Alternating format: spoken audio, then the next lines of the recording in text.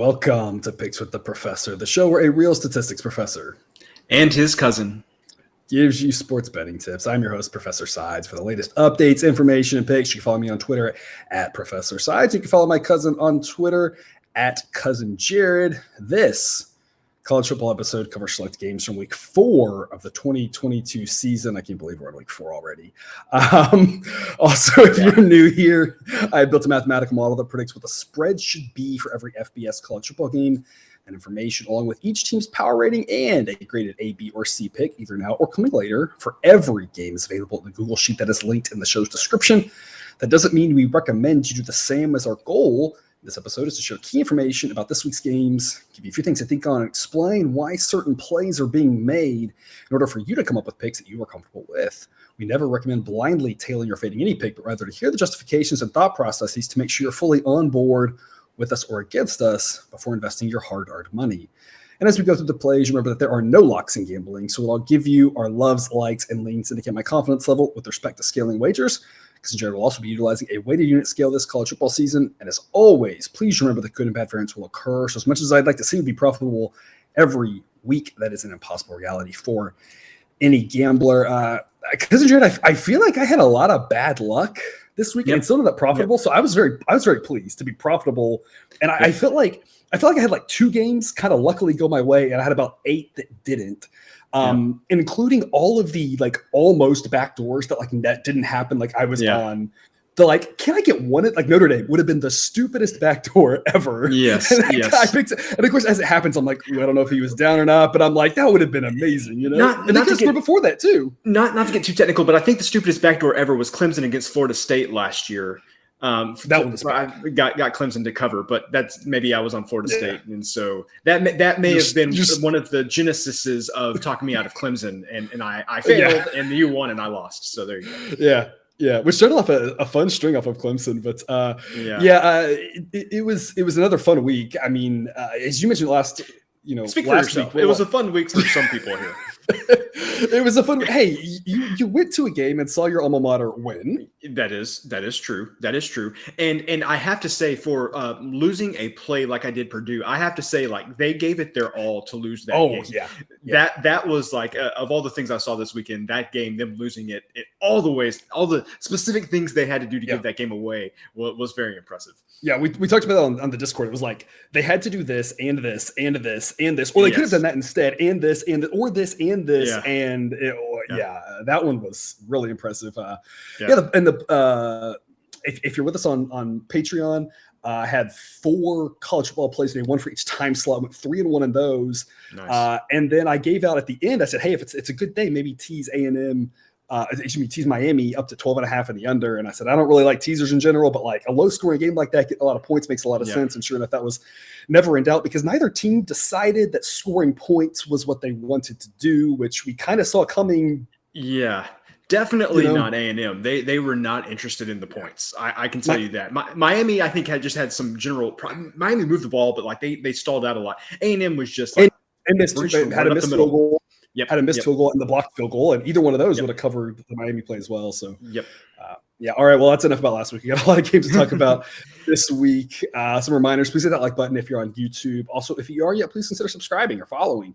It's free, and the only way, assuming you turn notifications on, to ensure you don't miss any college basketball, MLB, or college football content that this channel provides. And I mentioned that Patreon page. If you're looking to support the show, membership starts at just $3 per month. That gets you the play of the day and the play of the time slot for all the college football stuff. We've got different tiers. We've got if you do a little more than that, you'd be part of our Discord group. You can get ad-free shows, early access to the shows, early access to the projected spreads. And my goodness, there were a ton of them this week that I took some notes on that if you had those early spreads, you got in front of some key numbers that were right.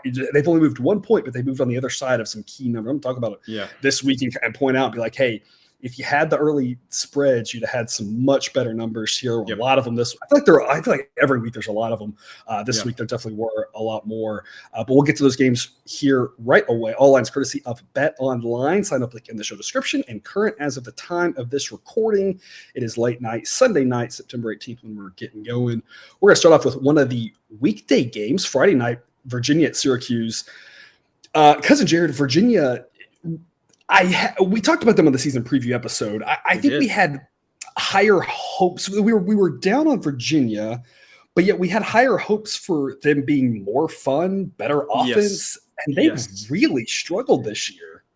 And again, if you were with us in the Discord, I said, welcome to my TED Talk. How did Tony Elliott break Brennan Armstrong? Because I am kind of at a loss as to what has happened with that Virginia offense. And what we mentioned during the season's preview was that we thought it was going to be really tough for them to win games when they were in a shootout every week. But it's been the exact opposite. They've been in a rock fight every single week. And which is even worse. Yeah, And I specifically at least in a shootout, it's like, hey, if we get the ball last, we got a good offense. But now they're in a rock fight. It just doesn't play to their strengths at all. I don't know what their strengths are at this point. Exactly. And that's kind of where we were going with this. Was even if, Virginia doesn't have a great season, they're going to be scoring a lot of points. It's going to be a lot of entertaining games. And their games have been anything but entertaining. Yeah. This is just the exact opposite of what I expected from this team. Yeah, exactly. Model makes this game at Syracuse on a Friday night against Syracuse one of the bigger home field advantages. Wonky travel to get up there. Friday night, it's even weirder. It's not built into the model, but I feel like you got to give them like an extra half point for the Friday night games. Yes. Yeah. Model says Syracuse by 13 on this one. I'm playing the 9.5. I want to get out ahead of this one early before it gets into the double digits. I never know where the line's going to go, but it should be double digits. Virginia's bad, and as people realize it, you got to back Syracuse at this spot. 9.5 is a fantastic number. It's an A-grade play for me. A total of 54, and I just don't – Syracuse is very solid. Model has them ranked 44th. They didn't really play well for the first half against Purdue, but you saw them get going there in the second half, and that game became a little more entertaining. Purdue, I think, is much better than Virginia at this point. So I don't see Syracuse having any problem with the Cavaliers. I'm laying the 9.5 A-grade play for me. Jared, what do you got? I am also laying 9.5 points with Syracuse. I don't know in the history of this show if I've ever backed Syracuse. They're just a team that I never feel like I have a good feel on. I never have a good feeling when I back them. But man, what I have seen from Virginia, I really am that down on them. I just don't see them scoring more than 17 points or 14 points or something like that. And probably the most interesting thing about this game is one reason that Syracuse has turned around. Their offense is a little more consistent this season. And guess who the offensive coordinator is for Syracuse? It was the same guy who was the offensive coordinator for Virginia last year, who was for some reason let go.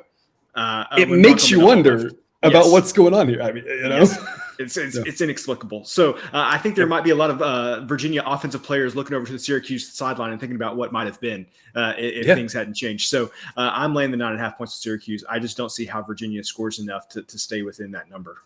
Yeah, absolutely. Model has Virginia down ranked 82nd. And again, we were down on them, but I mean, it's been bad. And I don't, again, I've seen more of their games than I care to admit at this point, and it's not fun. They're really struggling. They eked out that win against Old Dominion, but I mean, they really did not deserve the win, even if they did, Old Dominion is not a very good football team. I don't know what else to say there's about Virginia. I'm gonna go out on a limb and guess Virginia Tech and Virginia don't schedule Old Dominion for a while. I would hope not. But we talked about that too, right? Is scheduling smaller school that can be a little frisky. That's not great, but not terrible. In-state rivalry thing, not a smart idea, right? Nope. Same thing with App State. Maybe App State, maybe out of state too. It doesn't really matter which state you travel to for them. To the Saturday games at noon Eastern, South Florida at Louisville. Another game here that I want to get out early on. Louisville's a 13.5-point favorite. Model says it should be on the other side of 14. It's a B-grade pick. I want to lock in the 13.5 before it goes to 14. I'd like it at 13 better. But South Florida, played well this weekend, and I backed them against Florida, and that worked out well. But I feel like that was kind of their Super Bowl, and I don't think going on the road now, I don't think it's going to go as well for them. Even despite that performance, the model still has South Florida ranked almost at 100. So Louisville at 53 is just a much better team at home. And again, I think this should be more of a 2-touchdown line. So I like it getting on this side of 14. Again, at 13, it's better, but 13.5 is still a solid number. I'm going to lock that in. It's a B-grade play. Kissinger, what do you got? So I feel like South Florida is the Syracuse of Florida. And I mean that because they have their games where they just don't show up, and then they have the games where they play really well when they have no business doing so, like last week against Florida. Then you go back to the beginning of the season, they just didn't show up for the first half against BYU. I think back many seasons where South Florida, especially with like, big in-state games like Central Florida or whatever, they've played really, really tough in those games, kind of when they were, a much lesser talented team. This is one of those things where I just don't trust Louisville at this point. Not that they won't win the game. I think they will win the game, but the offense struggled the first couple of weeks of the season. Then the defense disappeared against Florida State. I just don't feel like I know at times. Am I the only one watching Louisville, Florida State? And I feel like the first quarter and a half was a very different football game than the next quarter and a half. And then we got towards the last quarter and a half, and it was like, oh, now we're back to the first game again. I mean, that was the weirdest game. Just whiplash. It was. I had the under, and I thought, Florida State's got the backup quarterback coming in. There might be some hope here. It was dead, completely dead. And then it was like you had all the turnovers, and then the back. Yeah, it was like, oh, now there's life. And then all of a sudden, in a drop of a hat, it was dead again. Yeah. So I just don't feel like I know what I'm getting with Louisville here. So this line feels about right to me, but I just don't trust Louisville. And I'm glad the model can see something, because my eyes, I'm not identifying anything valuable with Louisville right now. And for me, a lot of it is just the good number here at 13.5. I think it has value. At 14.5, I think it has no value. I think Louisville, the most likely scenario, is winning by 14. My final thought on this game is anytime I see the model on a side and then it wins and then it's against them the next week, I feel like it's seeing the things and rating the teams in a really well manner, and that it's just telling us that the numbers are off. And so had we backed South Florida last week and lost, or had we faded them last week, maybe a little bit different, but given that we were on South Florida and that one, now it's saying to fade them. Again, I'm like you with you. The only difference, of course, with your comparison to Syracuse is a little better. I think South Florida now is what Syracuse was a few years ago, 5 years ago, whatever, where they were a lot worse. But obviously Syracuse now, again, half decent, which is and kudos to Dino Babers for pulling that off in that location. Noon Eastern, Clemson at Wake Forest. There were lots of questions to be had about why the model was backing Liberty against Wake Forest last weekend, and I don't know where those doubters are now. Exactly. Wake Forest is just a very puzzling team. I feel like they've got, we talked about it, right? The defense can struggle, the offense can score in the drop of a hat, but if things don't go right for that offense and they start stalling, it reminds me of the Baylor, as a Baylor fan, the Baylor teams from maybe about 10 years ago, where the offense was really good, but occasionally if the offense stalled out, that defense wasn't good enough, it was on the field a lot, and things just spiraled. And that felt like kind of what happened against Liberty. I think it's going to be really bad against Clemson. I just don't think there's the talent to match up with Clemson. Again, talk about flip-flopping on these teams and being on the right sides of it. It worked, faded Clemson last week. Clemson kind of a look-ahead spot, or just a lazy kind of like, there's just no need to go out there and destroy Louisiana Tech. Got the cover with Louisiana Tech, was way too many points, but now Clemson facing a little bit better of a team, showing up a little more focus. I just think they can roll all over Wake Forest. I love this at 7. At 7.5, it's a whole lot of a different story. I'd love it even more at 6. I don't know why it would go to 6. So at 7, I'm very comfortable playing it. At 7.5, I feel like Clemson, the two most likely scenarios are they win by 7 or 10. And so I want the push protection on the 7. Model says 9.6. So again, all about the number here. I'm locking in the 7 early in the week. If it goes to 6, oh well. But if it goes up to 7.5, 8, 9, kind of some of those deadish numbers, that's where I assume it will land in the end. That we've got ourselves a good number here, locking in the push protection on 7. Total is 57. Because Jared, what do you got first on this one? I want to ask you, just without looking at the statistics, just what your eyes have seen and everything, what you've consumed so far this season. Do you feel like Clemson's offense is better, or a little better, a little worse than it was last year? Kind of relative to last year, where do you think Clemson's offense is at? Honestly, I think it's about the same. I think last year it started off kind of slow. It got a little better. It was kind of up and down. There were kind of signs of mediocrity, but there were signs of struggle. And I kind of feel the same way this year. It's like they have moments where they look competent, and then they have moments where they struggle. They struggled against whoever that was 2 weeks ago. But they put up a lot of points against Louisiana Tech. Louisiana Tech's defense isn't that good, so I don't really think that means a whole lot. I would say – Go ahead. No, I was just saying, I would say their offense is probably closer to end of season last year at this point than beginning of season, but I don't think their offense is good at this point. But we talked about with Clemson, their offense doesn't need to be good. It just needs to be average. And I feel like they're closer to average than bad right now, just based off what I see with my eyeballs. Yeah. Well, so what I would say about Wake Forest is 2 weeks ago when Sam Hartman came back against Vanderbilt, we learned that, hey, Sam Hartman is still good. I'd say what we learned against Liberty last week, Wake Forest defense still not very good. Still not very good. And last year, the Clemson team from last year put up 543 yards against Wake Forest. There were 75 points in the Wake Forest Clemson game at the end of the season last year. Oh, wow. Why is this total 57, people? Like, I have no idea what's going on here. I feel like Wake Forest is good for like 21, 24, 27 points, somewhere in that area. Their team total would be 25. Yeah, that feels perfectly right. And I feel like Clemson's going to put up like at least 35 points. And so I think this is going to go way over. Again, 75 points in this game last year. I just don't see how Wake Forest is going to be able to – I think Clemson's going to score points. Maybe they'll slow them down once in a while just because Clemson will find a way to get in their own way on offense. But I still think they're going to put up plenty of points. And don't get me wrong. Clemson defense is amazing, but Sam Hartman's going to find a way to put up at least 20, 23, 27 points, something like that. So give me the over 57. I can't believe this isn't at 58. I mean, honestly, I would have set the total probably like 61 or something like that. Mm-hmm. But the fact that this is below 58 just seems crazy to me. So give me the over here, and I love it, over 57. Yeah. Yeah, I agree. I think there's two really good plays to make on this game. Kind of like you were saying, also implying kind of Clemson winning by more like 10, which is what the model says. And I tend to agree. I think we saw Louisiana Tech score some points off Clemson. Wake Forest is, and a part of that was where they really playing prevent defense, et cetera. But Wake Forest offense is much better. Wake Forest is going to score some points, but I'm with you. We saw Liberty last week. Mm-hmm. Clemson's going to score some points too. That Wake Forest defense is leaves a lot to be desired. Yeah. The devil's advocate to this is there were 75 points last year, and as Wake Forest like, hey, we have to change up our game plan. But the problem is I don't think they can do anything different. If they were a team that could kind of play different styles, sure, control the ball, keep whatever. But they don't think they have another option. So it's like I'm thinking about, maybe they're going to do something different. But I think that might actually go worse for them if they try to play different. I agree. They're going to have to try to get into a shootout. And I don't think it didn't work last year. I don't think it's going to work this year. Yeah.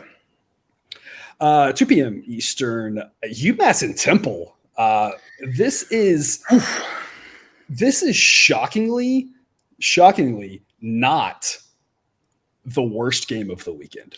That has to be based on Temple's performance against Rutgers this past weekend. That has to be because this weekend is Hawaii and New Mexico State. So hang on to your seats when we get to that one. Yeah. Yes, this is a very bad matchup, though. UMass is third to worst according to the model. Temple, not very good, but at least semi-competent at home. I'm locking this in at 9.5. Same thing. I want to get it before it gets double digits. Model says 11.3. The two most likely outcomes for this game are 10 and 11. I want to be on the right side of both of them. Temple's not very good, but when a bad team has the opportunity to beat up on someone else, kind of make a quote-unquote statement, have some feel-good extra scores or whatever, this is the time to do it. I think Temple wins this by double digits. It's a B grade pick for me. Only a B grade, not an A grade, simply because it's hard to trust Temple really in general. Yeah. But my lack of faith in UMass is much higher than my lack of faith in Temple. I don't think people realize, and you can go check out the power ratings once those are uploaded into the Google Sheet, the discrepancy, it falls off really hard at the very bottom. And so the 10th worst team is way better than those bottom, 3-5 teams are. And that's kind of what we're talking about here. Temple kind of being like the 10th worst team is actually a lot better than the very bottom. So not a sexy game. Like we talk about, you don't have to watch them to make the money. I'm not sure if you can watch this one. You wouldn't want to. They're doing us a favor if we can't find this one. Exactly. It's probably on ESPN Plus, though. I think Temple handles their business here. Wins by double digits is a B grade pick for me. Cousin Jared, can you give us something fun on this one? Well, I mean, y'all know me. I'm always looking at the totals, right? And this is definitely a case of stoppable force versus movable object because Temple's offense, very, very bad. UMass's defense, very, very bad. Truly terrible, Yeah, really, really bad. So I'm watching this total. I don't know. Maybe I'll make a play. Honestly, like I can't believe I'm saying this. I may play the over in a Temple game just because I think Temple could score 31 points or something. Yes. And so, can UMass get to 13 against Temple? Maybe Temple gets to 35. I don't know. But man, UMass's defense is just so bad. Got to the window a couple weeks ago on an over with them, had the bad loss week 1 where we went 20 minutes in the game without a score. That's all we needed to get at least a push on the over there. So this is the total that I'm watching. I think I would lean towards the over just because UMass's defense is so bad. I think they can even make Temple's offense look competent for one day. It does make you wonder how bad Stony Brook is because UMass scored 20 points off of Stony Brook and only allowed 3. Obviously. Yes. Well, I would match that with Temple only put up 350 yards against Lafayette earlier this year. So, who's to say who's better? Yeah, exactly. That's way too much time on that game. 3:30 Eastern. Speaking of bad games, Florida International and Western Kentucky. Florida International, hello basement. You are, congratulations, now the worst team in FBS football, according to the model.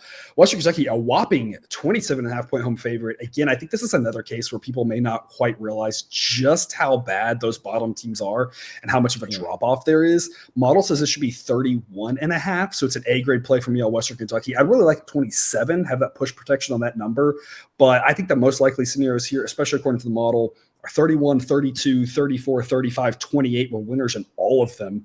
27 is really the only number I'm concerned about. Western Kentucky should kick the crap out of FIU. They are terrible. A-grade play for me laying 27.5. There's really not much more to say than that other than Western Kentucky isn't that good. But you see that total of 66. They're going to put up a lot of points on FIU. And I don't trust FIU to hang in against anybody after what we've seen from them this year. Cousin Jared, what do you got? So 2 things for me on this one. Number 1, I have to say I've been very impressed with Western Kentucky this season. They lost to Indiana there, but the fact that Western Kentucky can import a brand new team 2 years ago, and then that team basically almost the entire team go away and import an entire other team and still play at the level they can, go into a Power 5 team. Yes, one of the bottom Power 5 teams, but go in there and give them all they can possibly handle. Should have won the game. Should have won the game. They had a higher than 50% win expectancy, which I think says more about what we talked about. The model said pick 'em, said it should be a tie, and the game goes to overtime. And I think that says more about Indiana than Western Kentucky. It does, but I'm still been impressed with Western Kentucky with what they've been able to do. So that is one part of this. The other part of it is I think we need to have some sort of like commemorative pin shipped to FIU, because is this going to be the first time we haven't had New Mexico State, UConn, or UMass as the bottom team in all of FBS? The first time in a long time, for sure. Yeah, so that needs to be celebrated. So to celebrate that, congrats. Yeah, to celebrate that, I am laying all 27.5 points with Western Kentucky in this one. And I rarely lay numbers. I was going to say, do I need to send you a commemorative pin? I don't know if I've ever seen you lay 27.5 points. I feel like on a principle, you're just like, I don't care. It's just too big of a number, right? It's too big of a number, but not in this case. I think, like you said, Western Kentucky may score like 56 in this game. And so, who cares? FIU's not going to be able to keep up. FIU got smoked by Texas State a couple of weeks ago, and Texas State is also not good. Currently like the 122nd worst team or something like that. So lay all the points with Western Kentucky. People get this one before it gets to 28. Yep, absolutely. 4 p.m. Eastern, Georgia Tech and UCF. Georgia Tech now in the triple digits of the ratings, down to 106th. Wow. I made comments specifically, and I've tried to highlight these numbers, some of these really bad early lines. A couple of weeks ago, it was Mississippi State and Arizona. Last week, it was Ole Miss and Georgia Tech, where I was like, this number is way too low, people. And sure enough, Georgia Tech's just not a very good football team. I think there was a little bit of mirage of that first week that they didn't play terrible against Clemson. I think that was just a week 1 kind of thing. Weird, playing on a Monday or Sunday night, that sort of thing. But this Georgia Tech team is really bad. UCF is an 18-point favorite. Model says it should be 22. UCF's been a little bit of a conundrum this year. This is more about Georgia Tech than UCF. UCF is somewhere between solid and mediocre, and I don't know where they fall in there. I think we just need more data at this point, because they've shown some promise, and they've also shown some pretty pathetic football too for a team that we were expecting to be, again, a top 30 team. Model has them 34th right now, and they're just kind of taking that middle of the road approach. Again, I don't know what to make of UCF. I have complete faith, though, that Georgia Tech is just not a good football team. I'm going to lay the 18 with UCF. It's a B grade pick for me. Totals 57. Again, model says 22, so most likely outcomes are 21 and 24. And then 18 gives us the push, or 20, right, which gives us the win. So a lot of ways we can this one, a lot of points, but I still think it's okay to lay them, again, based off my lack of faith in Georgia Tech. Because, Jordan, what do you got for us here? Played the under in the last UCF game, got to the window with that one. Kind of what I was thinking is that UCF just hasn't been able to pass the ball at all this season. And so that was going to be a lot of running the ball, a lot of clock churning and everything. Well, it was only against Florida Atlantic, but they kind of figured out the passing thing this week. They passed for 339 yards. They put up 650 yards of offense, and Georgia Tech might not be much better than Florida Atlantic is what I would say. So I'm not making a play here, but this is one. I don't know why it would get down to 17. If it did get down to 17 for some reason, maybe I would consider it then. But yeah, I'm looking forward to see how UCF plays in this game, because the first 2 games of the season weren't anything to write home about. But if they put together 2 really good games in a row, then maybe you can think, hey, maybe they have something for Cincinnati. Maybe they'll have something for SMU. I don't know if they're playing SMU or Houston out of the West, but if they play one of those teams, maybe they'll have something for this year. The reason this isn't an A play, so some of these I can kind of say like why it's not an A play, right? I talked about with Temple, right? It's not an A play. You can only trust Temple so much, Temple, right? I think it's the right side, but it's Temple. Yeah. The reason this isn't an A play isn't the 17-18. I'm with you, though. I like 17 more. The reason this isn't an A play, UCF's playing SMU next week. I don't know if it's a look-ahead spot. I still want to be invested in UCF. I just don't want to add that extra 50% involved, just because it could be a situation where if it's tight later that they're just like, hey, get out of Dodge with the win, knowing they have SMU next week. But I still think it's a good side. It just that knowing that I'm always a little bit leery when the next opponent is good if it's a big number. If it's not a big number, it's not a big deal. But just with such a big number. I will say, you talk about Florida Atlantic, and it's just Florida Atlantic. I completely agree, but it is important to note that if you have a dominating performance, even against a bad team, that does say something. You can't say it statistically. We have enough data that 100% that does mean something. Struggling against a bad team, struggling against a good team is kind of comparable to doing okay against the bad team. Right? There's different rankings of ways to kind of figure all that out. And it was only for Atlantic, but it was good enough that it makes you go like, okay, that was some progress here. They did what they were supposed to do. Yep. And is that more of what we expect to see out of UCF? But they've just been so all over the map that, again, like I said, this play is just mostly about, I think Georgia Tech stinks. Yeah, there you go. All right. 4 p.m. Eastern, Oregon at Washington State. I think I kind of mentioned it briefly with the BYU game, and I guess I didn't spend enough time on it. The fear I had, and again, we talked about this at the beginning in Order Mind, right? You should be able to figure out how you're going to lose every play. If you can't think about the way you're going to lose every play, you're not thinking hard enough, right? There are no locks in gambling where the highest probability you have in any of these games is probably about 60% to cover. So if you can't figure out the other 40%, you're not thinking. The way we were going to lose that BYU Oregon game was as a Baylor fan, that we gifted Oregon that game by wearing the heck out of BYU. All those runs that the Baylor coaches deciding they didn't want to pass the ball much. They just didn't want to play that way. That the pressure the BYU was getting, they're just going to run the ball. And you saw it towards the end in overtime. Baylor was getting 4 or 5 yards every single carry. BYU knew they were going to run the ball. They just couldn't do it when they got down at the 4 and everybody was crammed in together. But otherwise, Baylor was able to have their will on really just a lot of physical plays, double overtime, and that really beat up BYU. And they didn't look like the same team against Oregon. Now, part of that is kudos to Oregon. Yeah, we didn't really know what to make of them after that first loss to Georgia. Obviously, Georgia's really good. Right. Not much else to say about that. Yeah, exactly. But BYU just didn't look like the same team there, and Oregon looked really good. I think it's a little bit of both. But at this point, Oregon up to number 20 in my rankings. I'm laying the 6 points with them at Washington State. Model says it should be 9.1. Washington State, a much improved football team. But what we saw at Oregon, even though BYU was beat up a little bit, I still think a beat up BYU is probably better than Washington State. Yeah. This game on the road, but I don't think it matters. I think Oregon has their way. I'm laying the 6. A grade play for me. Cousin Jared, what do you got? I'm also laying the points with Oregon here. I would love to be wrong about this pick because I think that means that Washington State is pretty good, and they've been pretty good without Cameron Ward really getting going, which I think is what everybody was hoping for this season coming into the season for Washington State.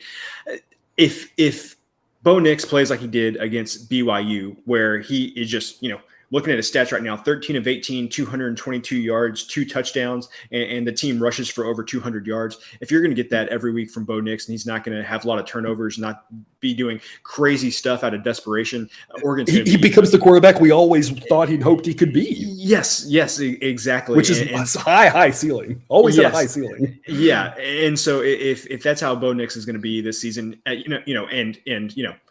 like you mentioned, first game against Georgia, which should probably just be like struck from the record as far as when we're analyzing these games.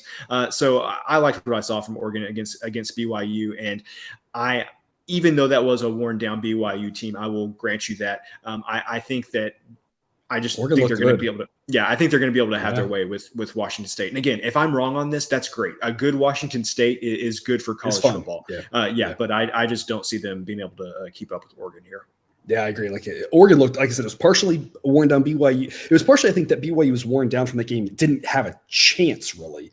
I think a fresh BYU has a chance, but Oregon still looked so good. It might not have mattered. I mean, Oregon looked fantastic. Like you said, Bo Nix, I was so impressed. We kept waiting for the low floor the floor to drop out for him, and it just didn't happen.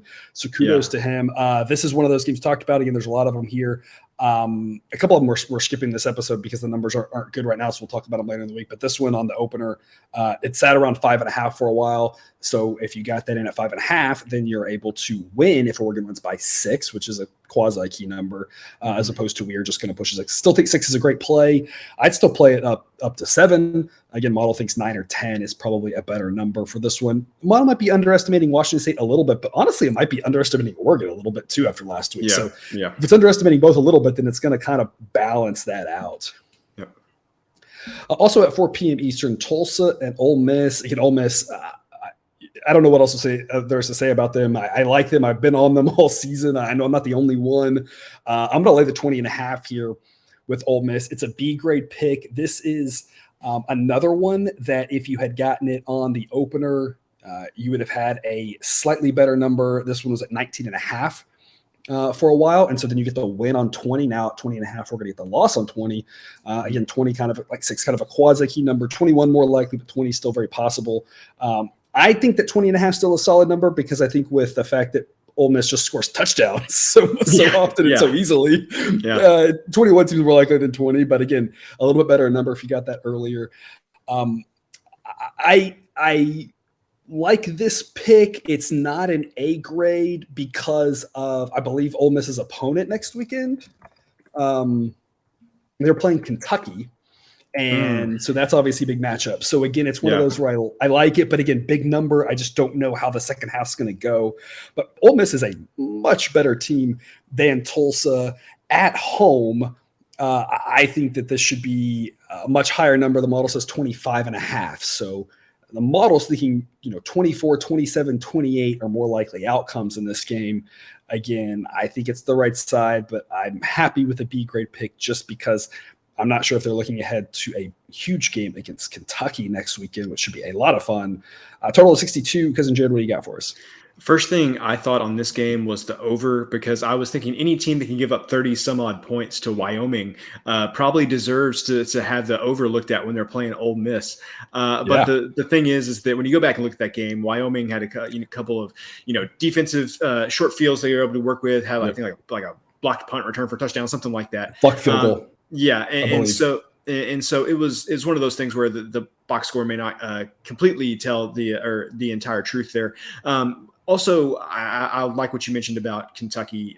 This could be an instance where Lane Kiffin is pulling the guys, late in the third quarter to get them ready for next week. So check back with me later in the week. Maybe this is something where I'm decide to pull the trigger on the over, but there's a lot of circumstances there that have kind of given me pause on that.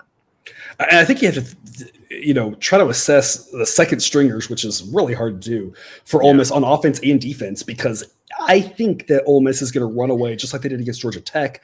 I think they're up, 28 in the middle of the third quarter. And then I think it's, tap the brakes, grind it out. I don't know exactly when the second string comes in because you don't want to blow a wind, but also looking ahead. And then it becomes, can Tulsa score on the second string and score points and look for a back door? Or is it Ole Miss's second string still can run the ball and milk the clock out? And then at that point, the Over's in trouble. So, yeah, well, and the one thing I would say is, like, I don't think that Lane Kiffin's going to call a different game with his backups in there. I mean, there you go. Okay. He's probably going to still call plays the same way. I don't know how the matchups work, but he's probably going to still call the same plays. Or I don't think they're going to have good running plays if he goes. It's just going to be like hand off to the right. Like it's not going to be that is like, true. Yeah. It's not going to be any like traps or any sort of zone reads. It's just going to be like give the ball to the running back and let him go. And it's probably 3 plays and punt if that happens. Yeah. But yeah, it's just a huge mismatch here. Mississippi just a much better team. Again, I like that I'm on the right side of 21. So B-grade pick for me on this one. I still think they blow them out. I just, again, not a third unit just because of that Kentucky game hanging around next weekend. 5:30 Eastern, Arizona at Cal. Cal's a 6-point favorite. Yet another one. If you got the early line, you could have laid 4 with Cal. The difference between 4 and 6, not huge, except for which numbers you push on. 4 is a much likely finishing outcome than 6 is. And so if you laid 4, then you push at 4, whereas opposed to laying 6, we lose at 6. And if it lands at 6 now, we push, that would have been a win. So a difference of about, I think, 4% edge from this 4 to 6 number here. If you could have laid 4, I still think laying 6 makes sense with Cal. It should be a low scoring game. I'm not so much impressed overall at what Cal did last week, except for offensively. They actually did move the ball a little bit, which is something we haven't seen from Cal, I don't know, in like a decade, it feels like. I feel like, 7 years ago, we were joking about Cal playing a 6-3 bowl game or something, right? Yeah. As soon as Sonny Dykes left, the offense went into the tank. I mean, and obviously that's when Wilcox came in and the defense took off at that point. But the offense has just been consistently bad under Wilcox. Yes, and the offense moved the ball. Again, not like it was great, but I mean, on the road against a good Notre Dame defense, they moved the ball relatively well. Gives you hope against Arizona. Arizona with a huge win against North Dakota State. Obviously, North Dakota State, a really good football team that has gone on the road and beaten a lot of FBS schools. But Arizona's power rating still went down, partially based off of results of other teams as well, right? Mississippi State clocked them. And Mississippi State losing to LSU, that's going to hurt Arizona. So it's kind of that chain effect of, in general now, I don't think we can say the model's underestimating Arizona anymore because that's definitely hit an equilibrium. I think Cal's a much better team. I think Arizona's much improved, but I think there's just too much hype around Arizona, and I still am not believing in them. I'm laying the 6 with Cal. It's a B-grade pick. Cousin Jared, what do you got for us? I am one of the hype people for Arizona, and so I know you are. Let me back up on that. Arizona, I think so they're improved, like for sure. I feel like we can definitely say that. I am like president of the Jaden DeLora fan club. He's like Bo Nix, except like the plays go like 5% better, and that's all you need is for him to be able to make 5% better plays, and he's just like this unbelievable thing. This guy, he is really, really exciting to watch, and Jake and I were so upset that we didn't break down the North Dakota State Arizona game last week, because what I would have told you is that, man, North Dakota State, obviously great team, but the number of quarterbacks they see at the FCS level that hold a candle to DeLora is very low. Right. And so because they didn't play, they played like an Iowa State team one year when Iowa State wasn't as good. They played Iowa. They never seemed to have a good quarterback. They played Kansas State one year when they didn't have a good quarterback, when they were more of a running offense, not a pass the ball on the field offense. Yeah.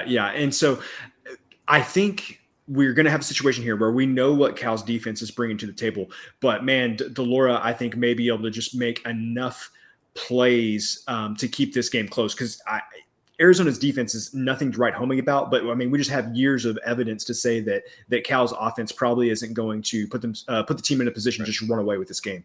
So this is definitely one. If this gets to 7, I'm going to be on Arizona, just because I have faith in DeLora to make. Now, he may make some bad plays, but I trust in him to make enough good ones to keep it close. And I just have tons of faith in Cal's offense finding a way to not run away with this one. So model says 8.7. I'd lay the 7 with Cal. I would not lay 7.5. That would be where I'm off at 7.5 if it gets there. Yeah. Here's my fear with that is he looked like mostly garbage against a good Mississippi State defense. And I think Cal's defense is probably pretty close. It's hard to say really compare, but I mean, they're in the same zip code. Yeah, and that's my fear. I think that you're better off backing Arizona against a team more in a shootout style than against a team like Cal. Because I'm with you, Cal's not going to run away, win by 30, but I just don't know. I don't have faith in him doing anything against a good Cal defense. So that's my fear with. That's why I said I'd still back California at 7.5. I think Cal winning by 7 and 10 are the two most likely outcomes. So I like here at 6. 6 is reasonably likely, but to say, at 7.5, now you have to really feel like Cal's going to win by double digits. And I'm like, they might, but I'm like you. I don't have enough faith in their offense to say double digit win is likely. It's possible, but I like the smaller number here better at 6 for sure. 6 p.m. Eastern, Akron at Liberty. Got a couple of bad games here in this episode, but good numbers that I want to get out on before they move up. Again, y'all know my theory is a lot of times the favorites get bigger throughout the week. This is one of those. Akron is truly terrible. I want to lay the 26.5 with Liberty. I want to get it before it gets to 28. I don't know if it gets to 28, but model says it should be 30. So, model thinks 27, 28, 30, 31, 35, right? Or all the 32, right? Or all the likely outcomes in this game. We win with all of them. Only a B grade play simply because it's so many points that I don't want to be too invested in a game that I don't know what's going to happen backdoor wise. But 26.5 is way too low for this one. And so it's not the sexiest of games, but it's one that I want to get invested on early in the week, lock in the 26.5. If it goes down, it's kind of whatever. I think all of the likely outcomes here, all the really likely outcomes are greater than this number. So I'm going to lock in the 26.5. Liberty ranked 65th, just a very mediocre team. Akron 127th. I mean, Akron is really, really bad. Cousin Jared, what do you got for us on this one? Besides Akron's terrible. Akron's not going to score points. I said it last week. Said it this week. Although I do have to say Akron scored like 2 points too many. I had the under 67. That game got to 69, which was not nice. What I would say is that I don't think Akron's going to score. I think you could look at multiple different ways. This is one that I'll wait till later in the week, kind of see where everything settles. I could see laying the points with Liberty, just because, again, I don't like laying big numbers, but again, I cannot emphasize to you enough. I don't think Akron's going to score very many points in this game. I think you could also look at the under, because I could definitely see this game being like 45-7 or something like that, end up with total of 52. So this is one that I'm watching throughout the week. I think there's multiple ways to make money on this game. I would say pick whichever one you want. You want to take the under right now, I think that's fine. You want to lay the points with Liberty, I think that's fine too. Implied team total here for Akron would be probably about 14.5. How does anyone see Akron scoring 14.5 points? I have. Obviously, no one's going to happen. I mean, it's a hard under, right? I mean, throw the book at it. Which, don't get me started. My team totals didn't go well this past week, but yes, that one I would fully endorse under 14.5. I would fully endorse under 14 as well. Yeah, or 10. 6 p.m. Eastern, Navy at East Carolina. Again, I feel like this is a carbon copy of the game before it. Navy is terrible. It's sad. I love it. And it's sad. I don't want to take us off rails here, but when I feel like either Navy or Army is good. It's very rare that both are good, but if both are good, that makes it so much fun. Yeah. If one's good, it's like the other's not. Navy's just gone down the drain, unfortunately. East Carolina -17. It's an A grade pick. Again, it's one I want to lock in early because at 17, you got a key number there. I want that push protection. I don't want this to get higher. Model says it should be 21. I tend to agree. I think there's a reason the total's right on 49. I don't think there's a lot of field goals in this game. If it happens, it's going to be East Carolina, and there's going to be one of them. That's why I want to lay 17. I don't like 17.5. To me, it never plays out this simple, but kind of unlike most games, I kind of feel like 17.5 to 20.5 is kind of a dead spot because it feels like it's either 14, 17, 21, 24. Like those are kind of the numbers we're going to land at. Right. Knowing Navy's tendencies here. I like laying the 17. I think it should be 21. Navy is just really bad, right to 118th. East Carolina, respectable at 57th. Total of 49. A grade play for me on ECU. Cousin Jared, what do you got for us here? Yeah, I just so like you said, I so badly want Navy to be good, and they're just very not good. I also just have a problem laying big numbers with Navy, just because if they happen to kind of be on their game that day, they can, minimize the number of possessions of the game, and you can find it really hard to get outside of a number like 17. So I'm staying away from this one. It's partly because, like I said, I feel like any game with Navy, you can end up having feels like 8 possessions in the game, and it's just really hard to get past 17. The other thing is, I've profited off Navy enough this season. There's no reason to kick them while they're down, and so I'm just going to let this one go out of the goodness of my heart. 7 p.m. Eastern. I feel like a game we could talk for an hour on. Iowa Rutgers. First, I want to stop and I want to say, if you have the receipts, I want to see them on Twitter, and I'm going to retweet them, because I told y'all, I said, take the game under, take the first half under, take Iowa under, take Rutgers under, and all of those hit. I was like, just go hard on every single under. And I was like, you might lose one of them, but you're going to win a lot of them. And you know what? You won all of them. So if you have those receipts up there, send those pictures on Twitter, because I want to share the good news with people, because that was easy to see coming. The total of this one's 35.5. And I mean, at some point, it's just laughable. I don't even know. You're going to talk about the total, I feel like, because you're my totals guy, but I don't even want to talk about it because it's just so pathetic. I'm going to talk about Rutgers. I'm taking them at 7.5. It's an A-grade play for me. I have no faith in Iowa going on the road and scoring. I have no faith in them going on the road against a mediocre team. Rutgers isn't great, but they're better than Nevada is. And so I don't see that sort of game playing out again. I would say it's a bad matchup for Iowa, but I feel like football teams are a bad matchup for Iowa's offense. So, I mean, Iowa's defense is really good. If this game finished 6-3, I feel like I would just be like, yeah, that seems right. This total is super, super low. I said I was going to talk about the total, but I would just take all the unders again. I don't see anybody scoring. I see 7.5 is too many. It's an A-grade pick for me on Rutgers. Cousin Joe, what do you got for us here? So perfect time to give you a glimpse of the benefits you get of being a Patreon member here. So in my Friday thoughts that we sent out here, I'll read verbatim what I wrote about the Nevada-Iowa game. I said I see a Iowa team total of 31.5 and a Nevada team total of 7.5. I like the under on both of those. You could talk me into the first half under 20.5. You could talk me into the under 40. You could talk me into Nevada plus 24. There's lots of ways to go in this game. I'm not sure any of them are wrong. The professor may have said it best. Play them all, and you probably win at least 3 out of the 5 and are profitable. And there you go. You would have won 4 out of the 5. Yeah. And the only one that didn't win was the Nevada. Just didn't quite cover. So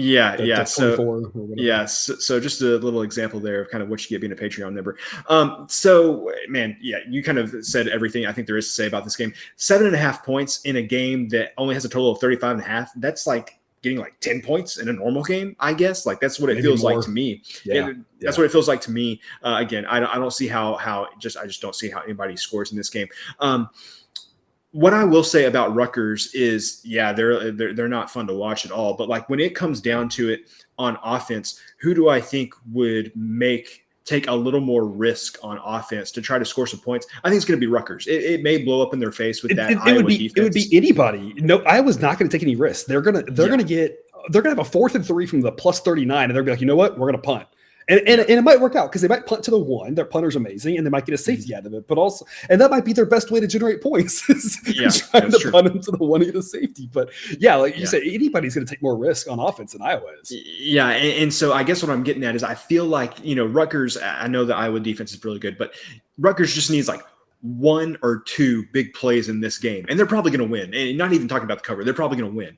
And so I just I do not know how you pass up 7.5 points in a game with a total this low against an offense like Iowa, where they're not going to not even come close to running away with this. So give me the 7.5 points, and I really like this play.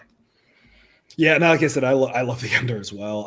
We don't have half totals or team totals yet, but I'd say lock in the 35 under 35.5 before it gets to 34. I'd probably still play under 34, but I'd rather have it at under 35.5. This to me feels like a game where the number is going to not drop to a certain level because there are people who will play this over at a principle. They will say the number's too low. I have to blind take over. Yeah. It's almost like they're daring you to take the under, but I think you should because these two teams are just – it's not going to be a lot of points. I see no way it gets to the 30s, maybe overtimes. And weird things happen, right? There's no locks in gambling. But, I mean, it's just hard to imagine it. It feels like a total that they know they're going to get money on the over at a principal, but that doesn't mean that over is the right play. Don't try to overthink this one and be like, oh, it's such a low number. Like, it should be lower, in my opinion. This game is going to be ugly, and there won't be many points. Turnovers and that sort of thing is going to be how there's a lot of points, and that could happen. Yeah. But I'm gonna trust that in general, it's going to be a rock fight. And like you said, I love Rutgers 7.5 is too many points. I think, like you said, they got a chance to win it.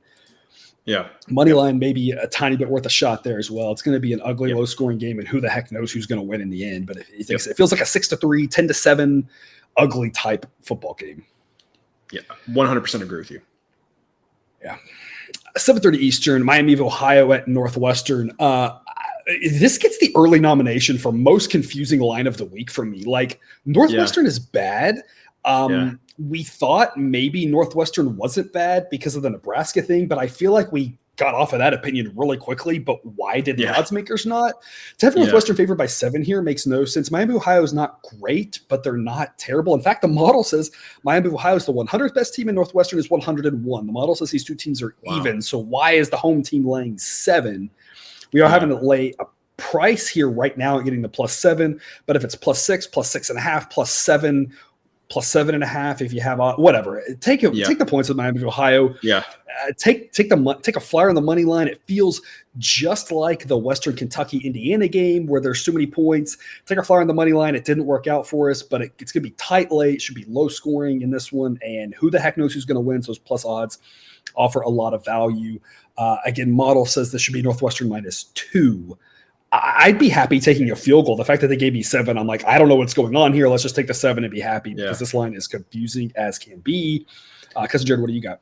So, dear viewer, if you recall last week, I told you I was interested in the Cincinnati-Miami, Ohio game because I saw some stuff from Miami of Ohio against Kentucky in the season opener that I liked. And I was interested to see how they would play against Cincinnati. First half, fine. Second half, it was not good.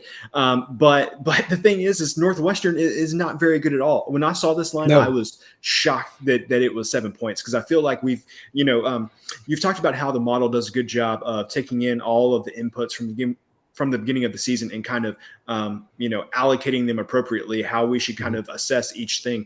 I feel like I've seen enough with my eyes from the Northwestern Nebraska game, the Northwestern Duke game to know that Northwestern is not that great. And there are very, very few teams where they should be laying an entire touchdown. Miami of Ohio is not one of those teams.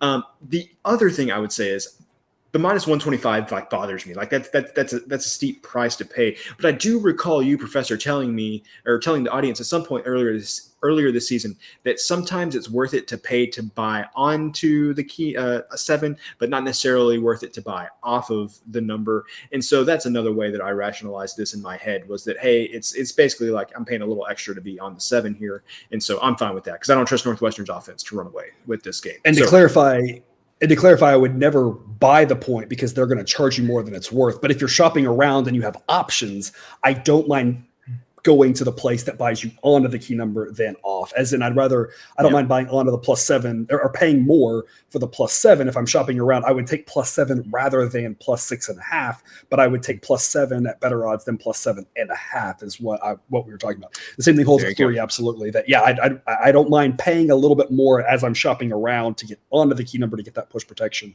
Mathematically, that's a little bit smarter of a play, but either way, never buy a point, just shop around because they charge you way more than it's worth, and so it's not a good long-term play. That's true. So I should have bought the half point in the Georgia South Carolina total on that one. I should have bought it up to 55.5. But anyway, I'm taking the 7 points here. I'm taking the 7 points from Miami of Ohio here. I just don't see how Northwestern is going to beat very many teams at all by a touchdown.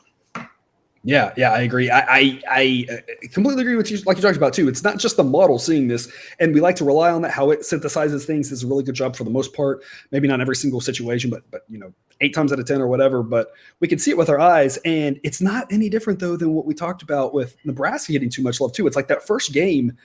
I don't understand why people think both teams are better. I've been hard against Nebraska, and that's worked out well. And it's the same thing here. it's like both these teams are getting much more respect than they deserve. Neither of those football teams is worth a darn. And so I don't know why they're being treated like they're mediocre when they're both kind of bad at football, which is, what they're tasked with doing. To a good game here, 7 p.m. Eastern, Arkansas and Texas A&M. Texas A&M is a 2.5-point favorite on neutral site. This one in Jerry World and Arlington. Model says it should be A&M minus 3.6. I got an A grade play here on Texas A&M minus 2.5. And the reason why,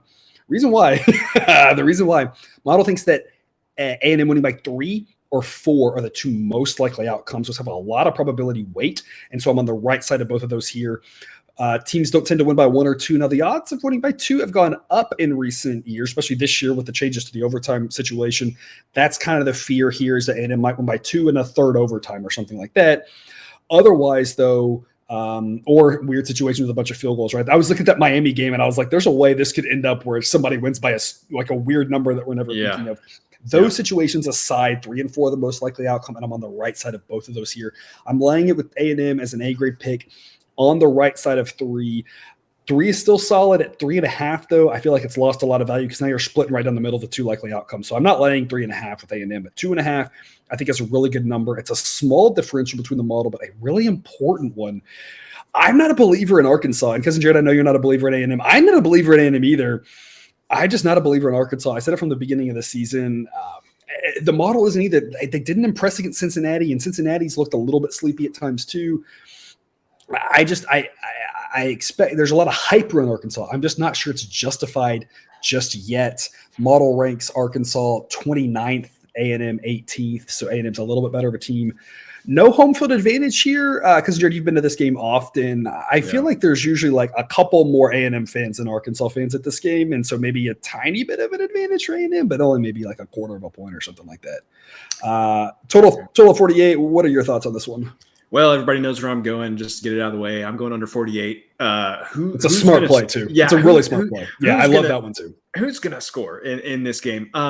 So in the Discord this weekend for our Patreon members, I said I feel like I'm turning into an Iowa fan, except I live in Texas, and I'm an alumnus of Texas A&M, and so. So number one, you could tell yourself that the Arkansas defense has been very suspect this year, and you would be correct that the Arkansas defense has been suspect this year. But A&M has just no interest in doing anything. It's not necessarily creativity, but just the example I will give. A lot of teams coming off of a big play or a big turnover, they'll take a shot play. They'll try to really turn the momentum of the game. A&M just has no interest in doing that. Big play, big turnover, great. We're going to go run it right up the middle for 2.5 yards. I mean, it's not that the plays themselves aren't created. It's just that the play calling is very, very conservative. And with the way that it's not inspiring.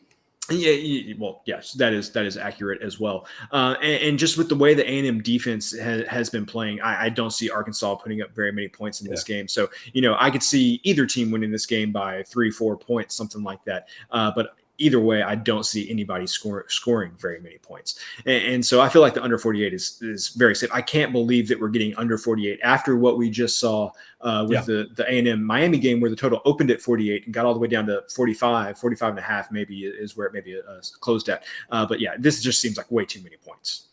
Yeah, completely agree. I love that as well. I love both these plays. I'm like you. I could see either team winning by 3 or 4.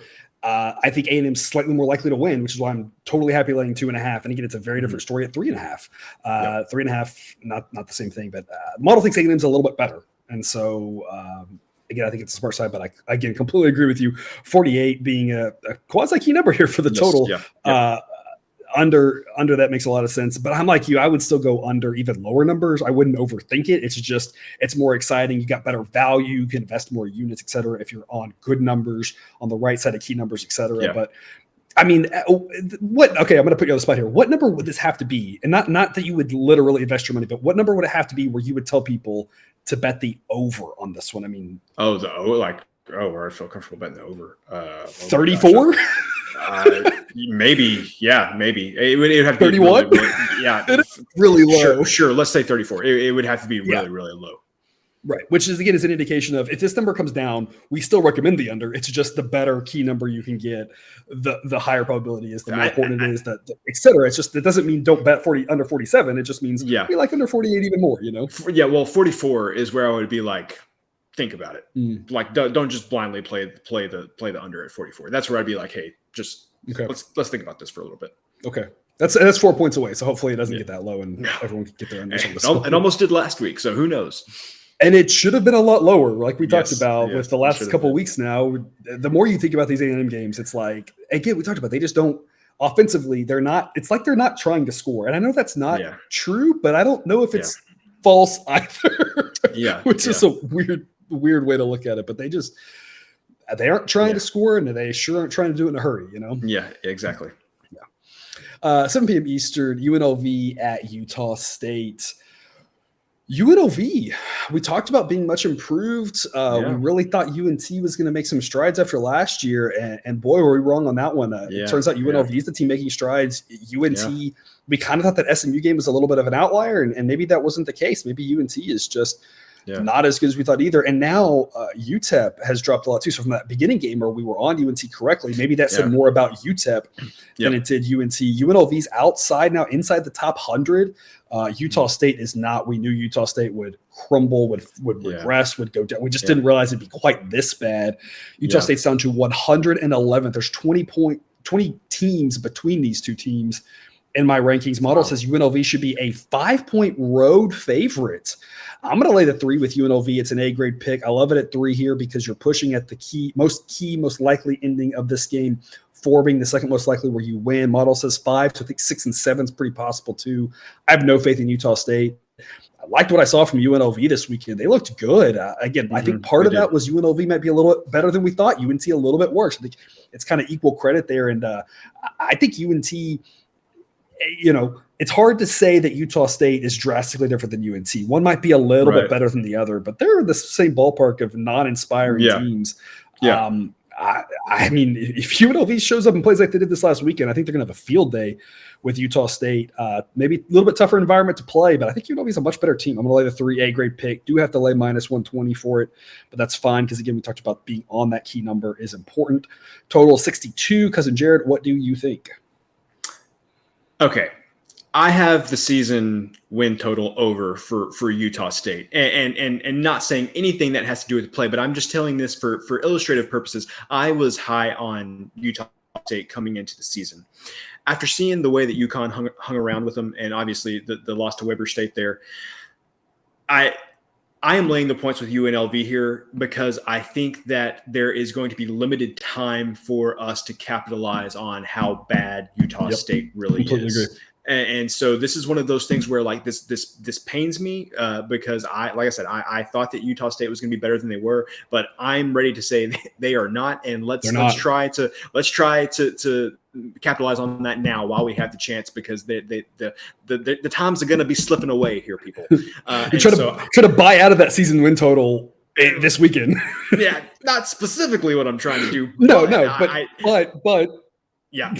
You got to get while the getting's good here is what I'm saying with Utah State. So I'm laying the 3 points with UNLV, and please, I with like Washington State, for example, earlier in the show, we said that college football is more fun whenever Washington State is good. UNLV's never been good. What would it be like if there were a good college football or a fun college football team in Las Vegas? Like I have no idea. Probably nothing. It probably wouldn't change anything. But I think it sounds good. The locals really rallied behind the Golden Knights. In hockey, you wouldn't think would be popular, just in general south of Canada or outside of Minnesota and Michigan, right? So they might rally around this team. They haven't because they haven't been, like you said, they haven't been good hardly ever, But they've rallied around the basketball team when the basketball team is good. So maybe they'd show up for football too. I'm with you. I'm laying to 3. It's just you got to capitalize on Utah State being bad while you can. I agree. There's a handful of teams. Last week we kind of talked about it, and this week we kind of talk about it, where you got to kind of get in before people realize. Last week we had Utah. That was the play of the late games. Utah against San Diego State, and I was like, we got to fade San Diego State before people realize just how bad that team is, and they are truly terrible. And that was the way to capitalize. I think it's the same, kind of like the same thing here. Like people maybe not quite realize that Utah State is really, really bad. And now is the time to capitalize on that. Yeah. 8 p.m. Eastern, Kansas State and OU. Back to good football here. Kansas State ranked just outside of my top 25. Oklahoma is now ranked 5th, just below Michigan. Obviously, there's a big gap after the top 3. OU looking good. We've backed them here most of the season, been fairly profitable. Didn't quite get that cover that 1 week after a slow first half, but got the easy cover for us against Nebraska last week. Yeah. There were questions about the model with Tulane, where I said, hey, I was like, Tulane's like a decent enough team. They could go in there and hang around. I didn't expect them to do that. Going into Manhattan and winning, I expect them to hang around, but getting the win, I mean, that's impressive. But I think we talked about there's some big questions with Kansas State. Their defense looks pretty good. Their offense just leaves a lot to be desired. Since this always comes back to Nebraska, it does make you wonder, like, maybe I think we kind of all thought Adrian Martinez would be better if he wasn't asked to do a lot of things he just couldn't do. And maybe he was asked to do a lot of things he wasn't able to do because the team Nebraska wasn't that good, but it may also be he just can't do a lot of things. And I just don't see them having a lot of success against Oklahoma. I think this Oklahoma team is pretty good. I can't say it's better than Nebraska, absolutely, but I'm laying the 13 with Oklahoma. I think there's a pretty big discrepancy between these two teams. Model says 15. It's a B grade pick for me because we're on the right side of the two most likely outcomes, and 13 and 14. And the model thinks that 13 is just as likely as 17, which would also be a winner. So now you take the 3 highest outcomes, would win 2, and we push on 1. It's a B grade pick. There have been years where Oklahoma has struggled with Kansas State. I don't think that's going to be this team. I think Kansas State is solid. The Kansas States that give teams in the Big 12 trouble are the Kansas States that can run the ball and hold on to the ball and frustrate offenses. And that's not the strength of this Kansas State team as much as we thought it could be. I haven't seen it yet. If they can do that, they got a chance to pull an upset. Absolutely. But it just hasn't happened yet. And so I have no reason to think it's going to magically happen here against an OU defense that's pretty solid defense. And obviously Oklahoma can put up some points. So I'm laying the 13 with Oklahoma. Total is 53. Cousin Jared, what do you think? Brent Venables has a team with an improved defense. Who could have seen that possibly happening? I was going to ask you, and so you already answered my question. My question to you was going to be, why is this game different than the Oklahoma Kansas State game any other year, where 13 points would have gotten a Kansas State cover? It feels almost like a majority. Almost all of them. So you already answered my question.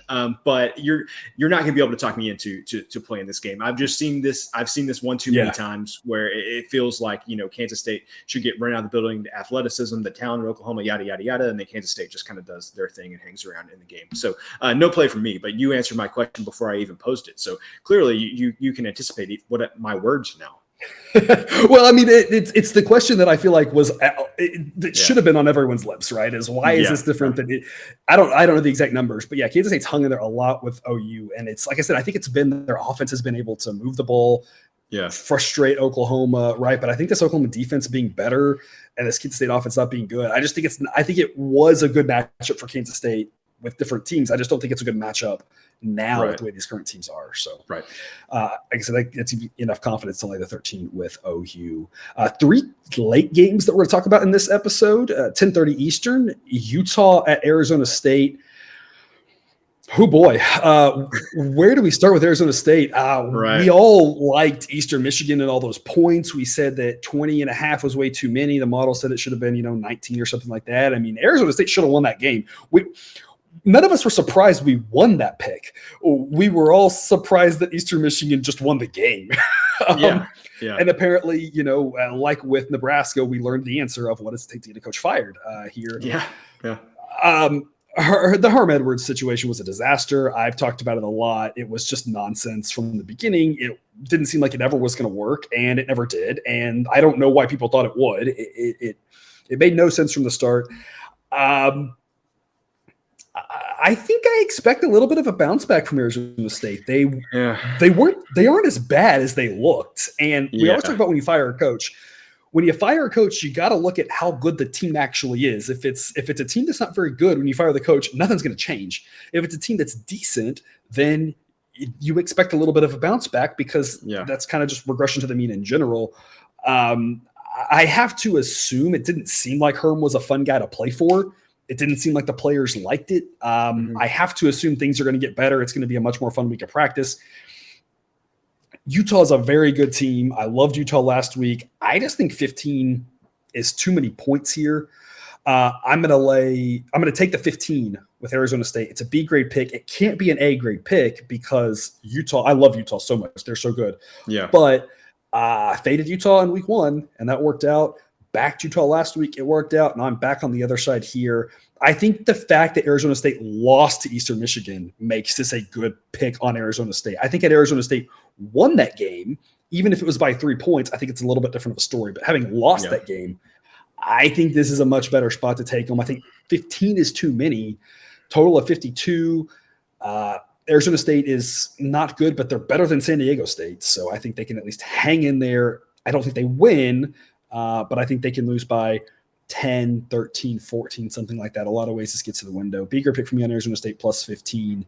Because Jared, what do you got for us? Not touching this game with a 10-foot pole. I don't know how to articulate what I'm trying to say, but I feel like, philosophically, you knew exactly what you were getting with Herm Edwards. And I feel like there's a Herm quote right behind that. There you go. And the thing is that whoever is going to be the interim head coach is, I'm sure, going to be either fundamentally different from Herm, or see what Herm was doing was clearly not working, and you have to hope they have to do a 180 there. And so Herm was so conservative. We talked about it in the context of not going for those backdoor covers, but he would just kind of throw in the towel. It was kind of hey, the game's over, we should run out the clock kind of thing. Not going to waste anybody's time here. I feel like fundamentally the way the games are going to be called, not nearly as conservative or everything. I don't feel like we really have any idea of what this Arizona State team is going to look like, because definitely they've been underachieving, and I'm not saying that they're a wonderful team in it, but they definitely have better talent than what. But they're not as bad as the results. Yeah, exactly. And so this is one that there's no way, until I see at least one game of what they look like without Herm Edwards at the helm, I am not going to touch this with a 10-foot pole, because I have no idea what to expect. Two things real quick. One, to your point about changing things up, it felt like Herm's body language, which rubs off on players. And I'm not a big, there's a lot of things I think in sports that we make narratives about because that's just built into human psychology. I mean, this is well established. You look at the negativity bias, right, is a well-established trend of how things work out.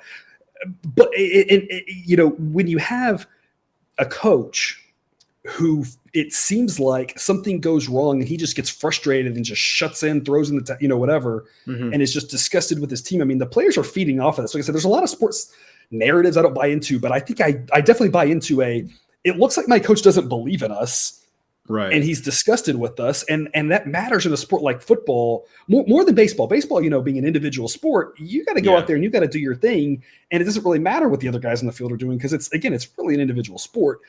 Football, though, I mean, that the effort matters there. And when you got a coach who acts the way Herm did, I just can't. I mean, losing him helps Arizona State right off the bat, right there. Yeah.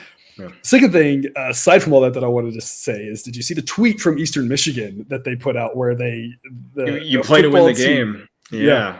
I did see that one. Yeah, well done, Eastern Michigan. Yeah, these social media people really do not make enough money. They really don't. But I mean, hey, you were all over Eastern Michigan. I think you've been. I don't think you're going to get any more value on them this year. I think people kind of realize, they're not good, but they're not terrible either. Those days are gone. We got to hope for the overs now. They were a pretty good over team last year, so we'll see. I have to see if that sticks around. But yeah, as far as the spreads, no, that's done. Yeah. Yet another situation like we talked about early on. It's like if you can recognize something, whether it's the model, whether it's you picking it up, you got to kind of capitalize before the market realizes it. And like you said, maybe done with Eastern Michigan being able to capitalize on them being a decent team. Yep. 10:30 Eastern, Stanford at Washington. A Washington team that, looked fantastic this weekend against Michigan State. props to them. Yeah.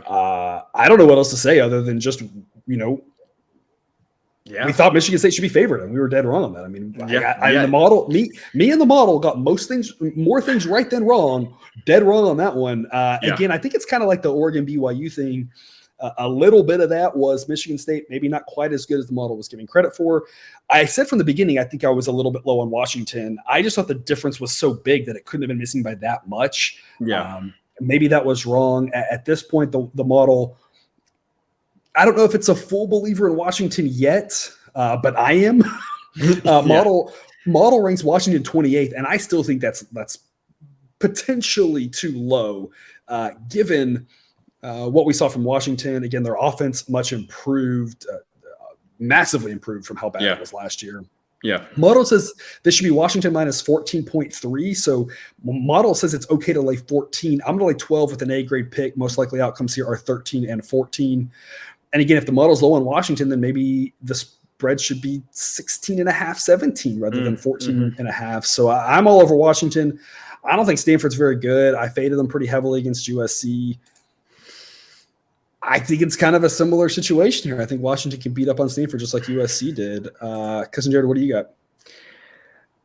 Would USC have beaten up on Stanford without the 4 turnovers? That's kind of where I get hung up on this, because Stanford lost to USC by 13, but Stanford just constantly shot themselves in the foot with turnovers. They had, over 450 yards in that game. They moved the ball really well. They just, But how much of that Stanford moving the ball was USC just playing prevent defense, trying things out, saying we're up by 35, we don't really care. No, that's definitely true. Because the model disrespects Stanford a little bit here and doesn't really take a lot of that into account, because it's kind of de-weighting those possessions, saying I'm not going to give Stanford too much credit for a touchdown drive when you're down 35, because we know the other team may not really be trying. So that's true. We can't be. I mean, maybe you manually code in if you think the team's trying and when the starters come out, but it also just kind of algorithmically just says, hey, you're up by 35, you give them a touchdown, doesn't really mean much. Yeah. See, this is where I tell you, just follow what the model says, which says that there is value on Washington. And I just can't quite get there myself yet. Not that I don't think Washington is good. I do think Washington is good, but I'm not quite sure what I make of Stanford. Maybe that's just me wanting to hold on to any, anything at all, that Stanford may not just be a complete pushover in the Pac-12 North now, or whatever is going to be when USC and UCLA leave, because I thought they played pretty well against USC minus the turnovers, and if they play that same way against Washington, I just think it's more like a 10-point game or a 7-point game, and not necessarily a 14-point game. So I'm sure this will be a case of I told you so and should have followed the model, but that's fine. I'll open myself up to that criticism.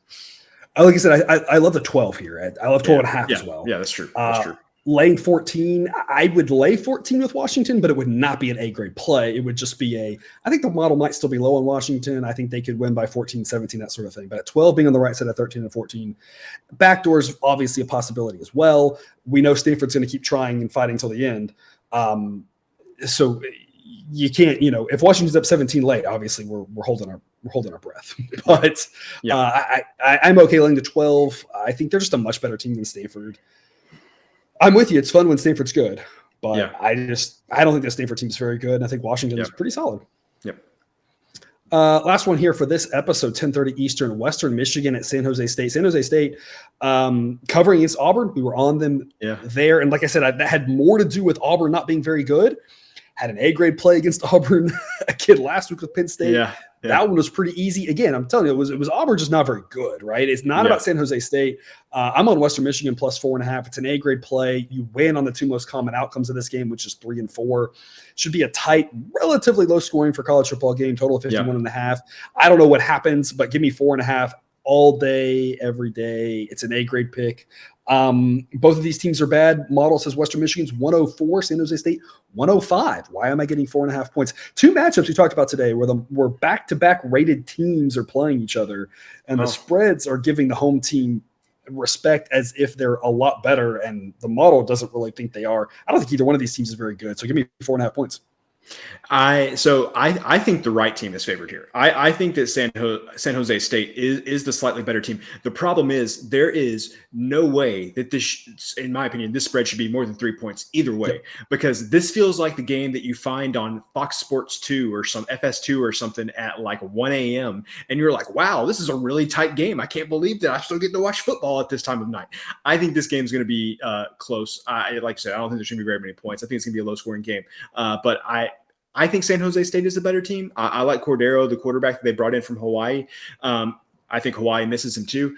But it's just fair. Yeah, but it's just that I don't think that either team should be favored by more than 3 points in this spot. So I'm staying away. I think this is going to be a close game. Yeah. This game is going to be on CBS Sports Network. So I picked the wrong secondary one. I'm sorry. I failed you, viewer. Yeah, but I'm with you. It should be a good game. Model says it should be San Jose State -2. Yeah. I'm with San Jose State -2.5. I'm totally fine with San Jose State -3. I'd probably grab the 3 with Western Michigan, but I at least am like, okay, that's not crazy. 4.5 is crazy. I don't see why. Again, it should be a tight, low-scoring game. Again, relatively speaking, who knows what's going to happen? 4.5 points is way too much value. Yep. All righty. That is all of the games we're going to cover in this episode. Again, we will cover every single game later on in the week. Cousin Jared, any parting words from you? No parting words. All right. Well, that's all we have for you today. Thanks for tuning in to another episode of Picks with the Professor. A reminder to check out the Google Sheet for model picks, projections, and results. You can find that link and more at the website, www.pickswiththeprofessor.com. If you haven't done so yet, please click that subscribe button to ensure all the sports betting content we provide on this channel is dropped right into your feed. We'll see you again later in the week for more college football betting content. And again, 6 days a week, we got MLB betting content. As always, best of luck. And remember, you can eat your betting money, but please don't bet your eating money.